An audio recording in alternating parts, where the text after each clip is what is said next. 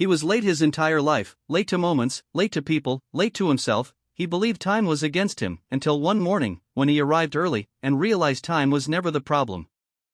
His name was Nathan Cole, and from the moment he could remember himself, he was always late, not dramatically, not loudly, just slightly behind schedules, behind people, behind moments that already moved forward without him. He believed time was against him, not as an enemy, but as a force that never aligned. When he was a child growing up in a dry inland town called Red Valley, he missed the school bus often, standing near the dusty road, backpack heavy, sun already rising, watching the bus disappear into distance. Adults called him distracted, teachers called him careless, but Nathan felt something else. He felt that time moved differently around him, that it leaned forward when he slowed, that it stepped ahead when he reached out. Clocks were everywhere, on walls, wrists, dashboards, glowing screens, ticking softly, pushing forward, reminding him that something was always happening without his permission. He learned to apologize early in life. Sorry, I am late, sorry.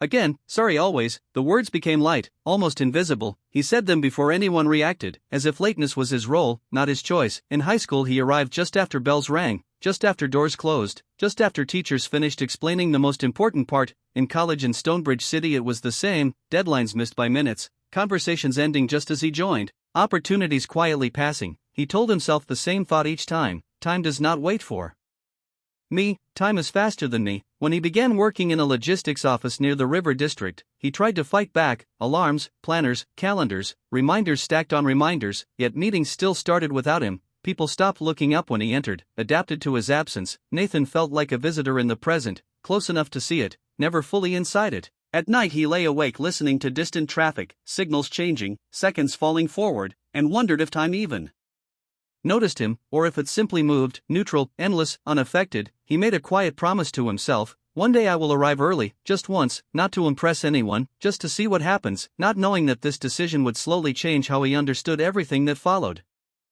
The invitation arrived without drama, a short email, clean lines, simple words, a meeting request at a design archive located near the old rail yards of Westport Crossing, scheduled for Thursday at 9:15 in the morning, 9:15 exactly. The precision unsettled Nathan. Numbers always did. They felt sharp, demanding. The days before the meeting moved slowly and quickly at the same time. Each morning he checked the date. Each evening he imagined being late again, missing the moment by seconds. Wednesday night he prepared carefully, clothes laid out, documents arranged, bag placed by the door, alarms set in layers, one at 6:30, one at 6:40, one at 6:50. He lay in bed listening to the soft electrical hum of the city, trains in the distance, time moving invisibly. He slept lightly, half awake, half preparing for failure. But when morning came, something unexpected happened. Nathan opened his eyes before any alarm sounded. The room was quiet, still, almost suspended. He checked the clock, 6:22. Earlier than planned, not rushed, not tight, just open. He sat on the edge of the bed and felt space around the moment,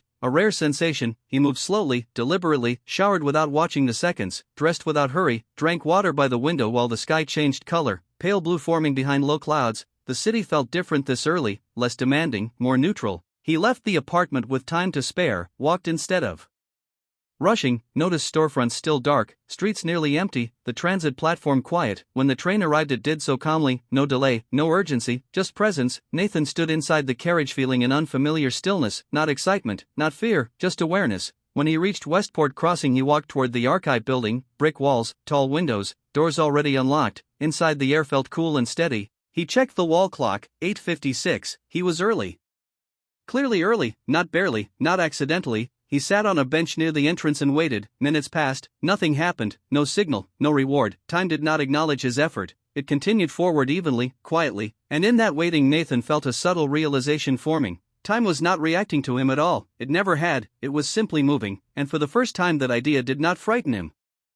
While Nathan waited on the bench, he began to notice details that usually slipped past him: the low vibration of lights above, the faint echo of footsteps somewhere deeper in the building, the rhythm of his own breathing settling into something steady. The clock on the wall did not feel threatening anymore. It did not accuse or rush, it simply marked movement, second after second, evenly, without preference. Nathan felt an unfamiliar discomfort, not fear, but exposure, as if he had nothing to fight against anymore. A quiet thought surfaced: time was never chasing me, and it was never running away. It was always moving the same way, and I was the one stumbling inside it. this idea stayed with him as a door opened across the hall. A man stepped out, middle-aged, calm posture, neutral expression. His name was Victor Lane. He glanced at Nathan and nodded. "You were early," he said, not impressed, not surprised, just stating a fact. They sat at a long wooden table, papers spread loosely, no rush, no urgency in the room. Victor asked about Nathan's work, his interests, his hesitations. The conversation moved slowly, naturally, with pauses that did not feel dangerous. Nathan noticed he did not interrupt himself, did not hurry to finish sentences. When the meeting ended, there was no dramatic conclusion, no promise, no rejection, just a quiet handshake and an understanding nod. Nathan stepped back outside into the late morning light, the city louder now, faster, yet something inside him remained still. He walked instead of rushing, allowed signals to change without frustration, allowed people to pass. The usual tightness did not return, not fully. Later that day he arrived slightly late to a small appointment, but the feeling was different. There was no panic, no apology forming automatically. He simply acknowledged it and moved on. Over the following days he observed himself closely. The moments when he delayed leaving, the moments when he hesitated before action. He began to see that lateness was not created by clocks, but by resistance to moments that asked something of him. Time had never opposed him, it had simply revealed his relationship with choice. This realization did not fix anything immediately. Habits remained, patterns repeated, but blame dissolved, and in that space something quieter began to grow, a sense that meaning was not waiting at the correct minute, but forming in the way he stepped into movement itself.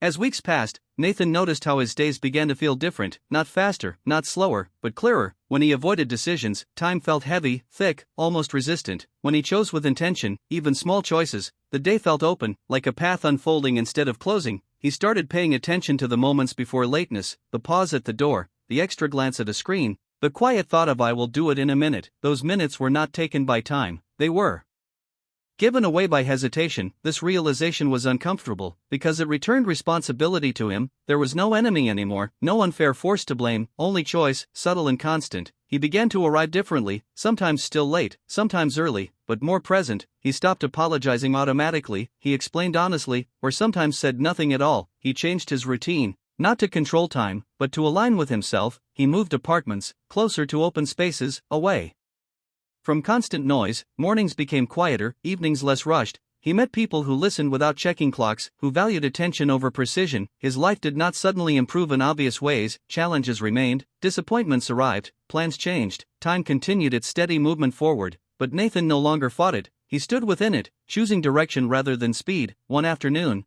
waiting at a crosswalk as traffic flowed past, he noticed something simple. The light did not hurry for him, and it did not delay others. It simply changed when it was meant to, and for the first time that felt acceptable, even reassuring. He crossed calmly, aware that arriving was less important than how he moved through the crossing itself, and that awareness stayed with him, quiet and steady, shaping his days from the inside out.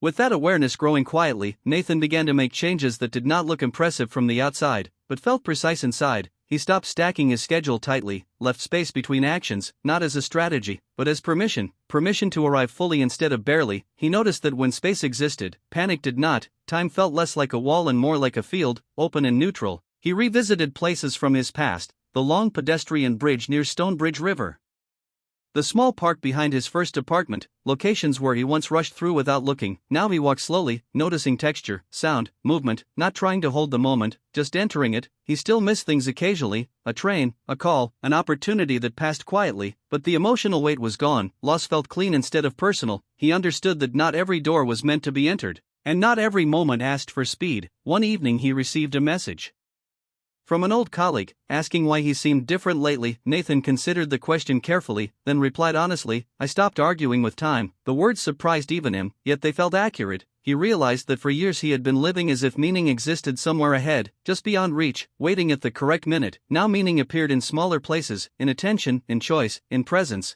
Late or early mattered less than conscious. The days continued to move forward, sunrise, sunset, routine repeating. But inside that repetition Nathan felt a steady expansion, like breathing more deeply into the same space. Time did not slow down, and it did not speed up, but his relationship with it softened, and that softness allowed him to move without friction, without constant resistance, simply forward, step by step, inside motion rather than against it. Time passed, not dramatically, not with markers or announcements, just quietly, weeks folding into months. Nathan noticed that his internal rhythm no longer fought the external one. Mornings arrived and he did not brace himself against them, evenings ended and he did not feel chased by what he failed to finish. He began to understand that time had always been neutral, but his expectations had not been. He had expected time to reward effort, to punish delay, to respond emotionally, but time did none of that. It only moved, and within that movement choice was the only living thing. This understanding showed itself in ordinary moments, standing in line without checking his phone, listening fully while someone spoke without planning his response, leaving when he felt complete instead of when he felt pressured. These were small shifts, invisible to most, yet powerful. He stopped measuring days by productivity and began measuring them by clarity. How clearly he chose, how honestly he entered moments. Sometimes he arrived early now, sometimes late, but neither felt like victory or failure. They were just positions within flow. One afternoon, while waiting for a delayed train at the edge of the city, he noticed others growing restless, checking watches, pacing, complaining softly. Nathan felt none of it. He stood still, watching clouds move, feeling air shift. The delay did not steal anything from him, because nothing was being chased. When the train arrived, he boarded calmly, noticing how different the same moment could feel depending on the story told inside it. He realized then that time had never asked him to hurry. People had, systems had, fear had, but time itself had only offered movement, and it was always his choice how to step within it. This thought stayed with him, steady and grounding, as days continued forward, unbothered by understanding, unchanged by insight. Time moved, and Nathan moved with it, not trying to arrive ahead, not fearing being behind, simply present within progression, allowing meaning to form where decision met motion, quietly, without demand.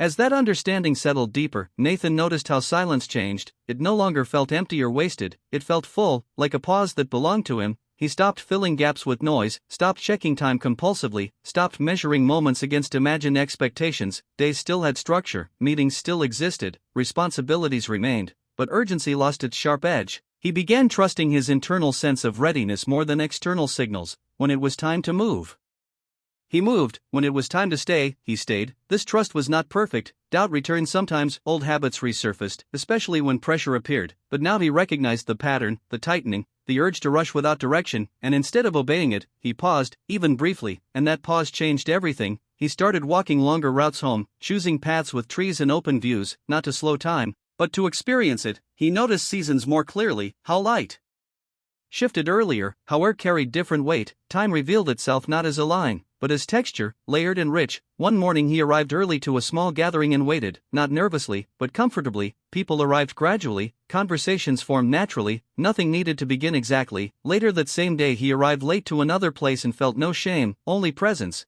He realized that punctuality had once been his measure of worth, and now it was simply information.